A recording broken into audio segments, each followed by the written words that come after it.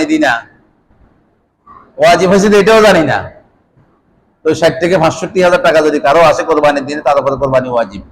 এখন সে সহজ হয়েছে ছাগল, বেড়া, দুম্বা, এগুলা যেগুলা ছোট প্রাণী, এগুলা দিয়ে দিয়ে দেওয়া যায়। আমরা এগুলা দিয়ে অনেক সময় অনেকজনে বলা বলি করি যে বাচ্চারা গোস্ত খায় না। আসলে তো গোস্তটা আমাদের জন্য হালাল করা হয়েছে। ছাগলের গোস্ত খায় না, কেউ কেউ বেড়ার গোস্ত খায় না, তো গোস্তটা তো এই উম্মতের জন্য হালাল করা হয়েছে। অন্যান্য উম্মতের কোরবানি ফেস করতে আগুন আসি জ্বালাই দিত, নষ্ট শেষ হয়ে যেত, খাওয়ার কোনো সিস্টেম ছিল না। কোরবানির জন্তু গোস্ত এই উম্মতের জন্য হালাল করা হয়েছে।